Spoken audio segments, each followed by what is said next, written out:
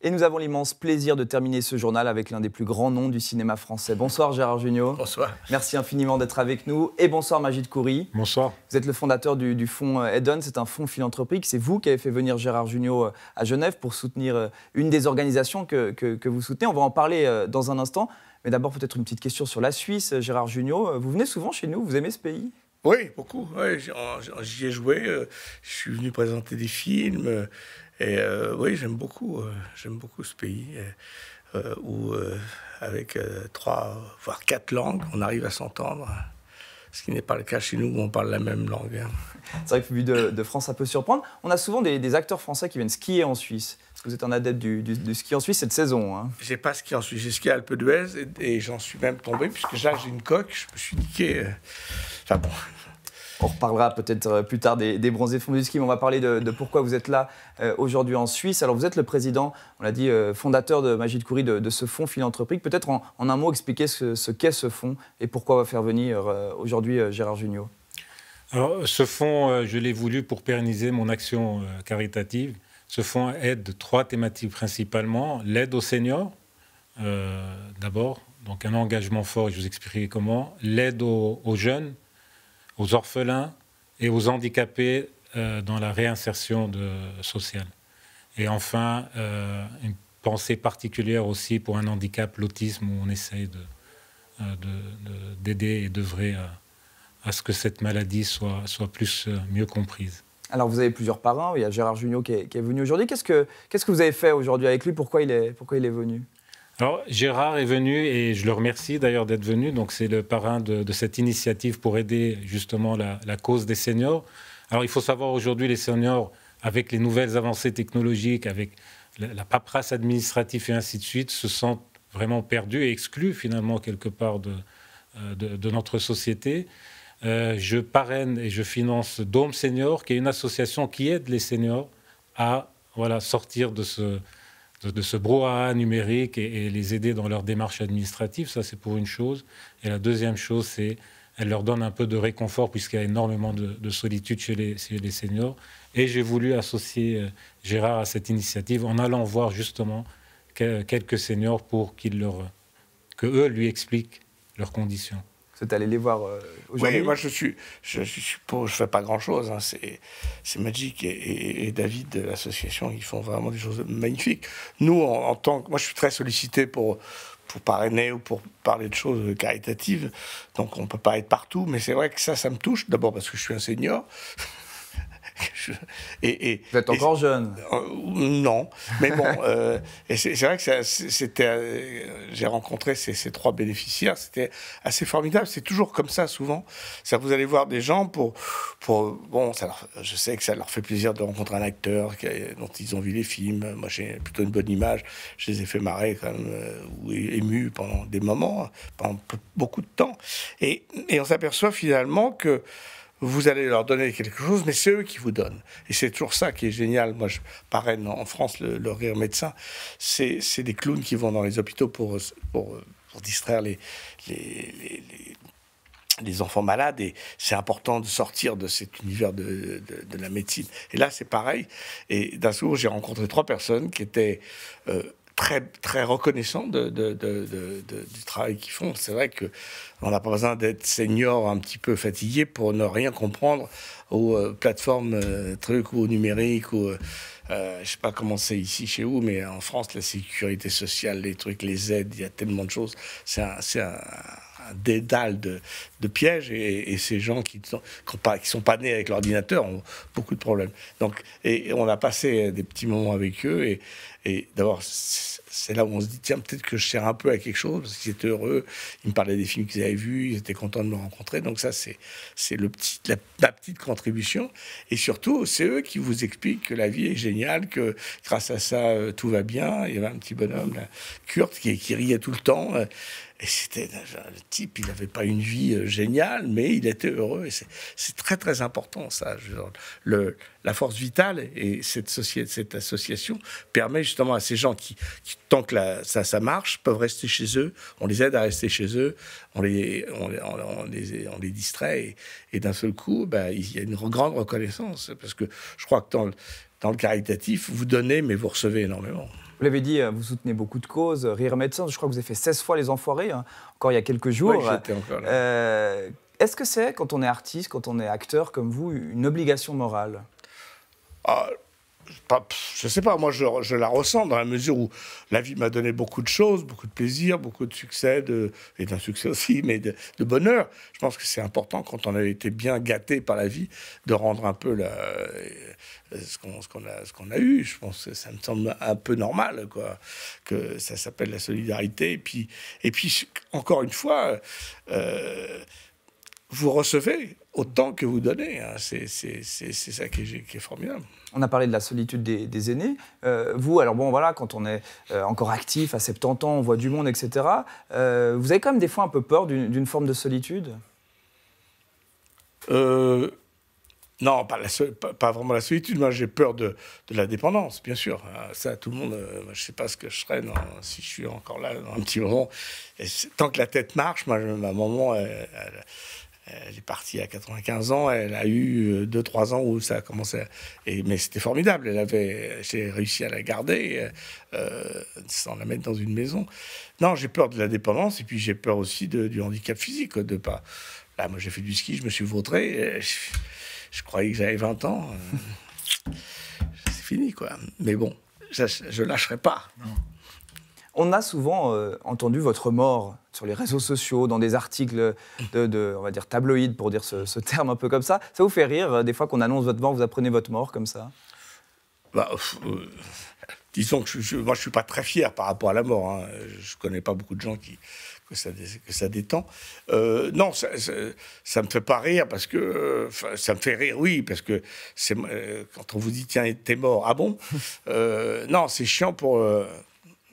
je retire ce mot, c'est ennuyeux pour ma femme, pour mon fils, enfin pour les gens qui sont proches. D'un seul coup, ils ont un truc, c'est affreux, quoi.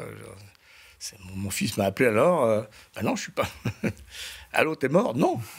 Mais le problème, après, c'est que ça travaille, parce que bien sûr que je suis pas mort, mais je vais mourir un jour. Certains, quand on parle de mort, disent voilà, ça m'indiffère. D'autres, ça les angoisse profondément. Vous? Ah, moi, je ne suis pas fier. Là. Non, j'ai une grande inquiétude métaphysique. Je ne comprends pas bien pourquoi je suis là.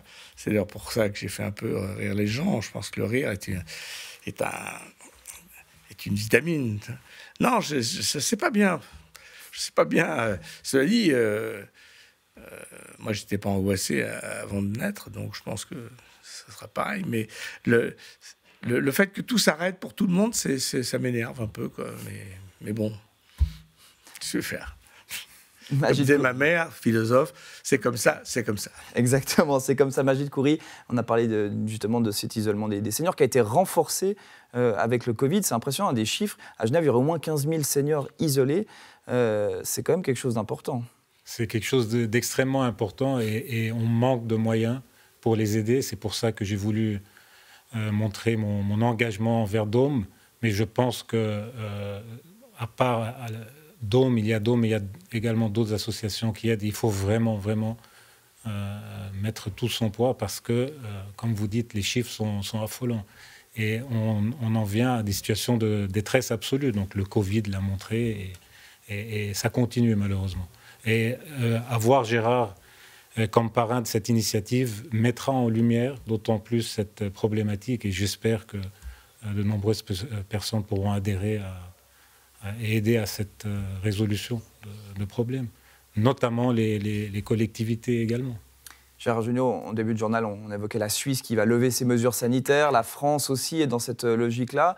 Ça fait 2 ans voilà, qu'il y a ces mesures, que les gens en ont marre. Comment vous avez vécu ce confinement qui a quand même été strict en France? Le premier a été très particulier, très dur. Moi, j'ai eu la chance, j'avais une maison dans le sud, donc... Bon, j'ai juste eu mon fils qui a confiné avec moi, donc c'était compliqué. Mais à part ça, non, c'était très curieux, quoi. En plus, on avait peur, on savait rien. Puis il y a eu tellement de choses contradictoires. Bon, moi j'étais au lycée Pasteur, donc je crois à la vaccination, mais il y a eu tout ça. ces mouvements anti-pour, enfin les familles se sont déchirées. Il y a des gens qui étaient pour la vaccination, d'autres pas. Enfin, c'est compliqué, quoi. Simplement, je pense que grâce à ça, on s'en sort un peu. Et c'est pour ça que d'ailleurs, on lève les obligations. Je crois que c'est quand même grâce au fait que le virus contamine tellement de gens que maintenant, il y a un peu d'immunité, plus les vaccins. Le vaccin a été quand même primordial pour ça. Maintenant, moi, j'ai travaillé, je faisais du cinéma. Ce qu'on morflait, c'est le théâtre. Le théâtre, ça a été difficile parce que les théâtres ont fermé. Le cinéma, on a continué à tourner. Le problème maintenant, c'est qu'il y a beaucoup de films et il faut les sortir. Donc non, ça a désorganisé tout ça. Et puis les gens ont peut-être perdu un peu l'envie d'aller au cinéma, alors que le théâtre ou la musique, ils y vont. Mais on a l'impression, peut-être contrairement à d'autres crises, d'autres événements qu'on peut vivre, que ce n'est pas un thème de cinéma. Qu'on fait au cinéma comme si de rien n'était. Dans les films qui sortent maintenant, il n'est pas question de Covid. Oui, c'est un peu comme pendant la guerre, entre 40 et 44, il n'y a pas un Allemand dans les films. C'était une France imaginaire. Et là, il n'y a pas un masque. Enfin, bientôt, il va y avoir des films là-dessus. Mais je crois que les gens n'ont pas envie. Moi, j'ai tourné plusieurs films. Il n'y avait pas de masque. On faisait comme si ça n'existait pas. Mais c'est assez curieux, ça. C'est vrai que c'est assez curieux. Votre filmographie est incroyable. On ne va pas la lister, il faudrait une demi-heure pour la lister, mais des grands films qui ont marqué les Français, que ce soit en tant qu'acteur, réalisateur ou les deux. Mais souvent, on dit de vous que vous incarnez un peu Monsieur Tout-le-Monde, le Français moyen. Vous êtes d'accord avec ça ? J'aime pas le mot français moyen, parce qu'il y a un côté... Non, le français ordinaire. Moi, j'ai souvent fait des films d'un homme ordinaire confronté à l'extraordinaire, quoi, qui est d'ailleurs ma vie. C'est à l'image de ma vie. Moi, je suis un petit bonhomme et j'ai fait des films, puis grâce à ça, j'ai voyagé, j'ai rencontré des gens extraordinaires, j'ai eu une vie magnifique. Donc, oui, je représente souvent des gens simples et je me sers beaucoup des films pour essayer de comprendre la vie. Monsieur Batignolles, qu'est-ce que j'aurais fait en 42 Une époque formidable, si j'étais tombé dans la misère, qu'est-ce que j'aurais fait Je me sers beaucoup du cinéma comme d'un moyen de documentaire, d'investigation, même ou d'avocat, pour essayer de comprendre les choses. Mais c'est aussi pour calmer vos angoisses ? Oui. Ouais. Vous, les films de Gérard Jugnot, il y en a qui vous ont marqué plus parce que vous êtes né au Liban, mais vous êtes arrivé en Suisse, je crois, à l'âge de 6 ans. Donc vous avez grandi avec le cinéma français. J'ai grandi avec le cinéma français, j'ai grandi avec Gérard, les Bronzés et tous les films de Gérard m'ont porté, évidemment. Pour moi, c'est une figure, un symbole de l'humour français dans toute sa splendeur et le meilleur. Non, mais là où je suis très fier et très content pour nos films de groupe ou les miens, c'est que 40 ans après, 20 ans après, ils sont toujours là, alors qu'il y a beaucoup de films qui nous ont fait la pige à l'époque, où les nôtres étaient considérés comme des petites choses. Ceux-là ont disparu. Donc je suis plutôt assez fier que nos films aient été des films de garde, comme Le Vin de garde. Qu'est-ce que ça vous fait justement de voir des jeunes maintenant, des enfants, des adolescents qui vous connaissent, qui regardent vos films, qui vont vous parler des Bronzés ou même du Père Noël est une ordure ? Ah, c'est très troublant. Un môme de 10 ans qui vous dit « Ah, tiens, j'ai vu ton film, et ses parents n'étaient même pas nés. » Donc, c'est fou, quoi. Donc, ça donne un coup de vieux, quand même, un peu. Non, mais non, moi, ça me fait plaisir, quoi. Je préfère ça que le contraire. Hein. Bon, on l'a compris, vous n'êtes pas encore à la retraite. Non. Le prochain film, c'est Le Petit Piaf. Oui, mais qui ne sortira pas avant Noël. C'est ça, c'est qu'il a été reporté. Ouais. Et là, j'étais aussi dans un film qu'on a présenté à Alpe d'Huez, qui s'appelle Jumeaux, mais pas trop.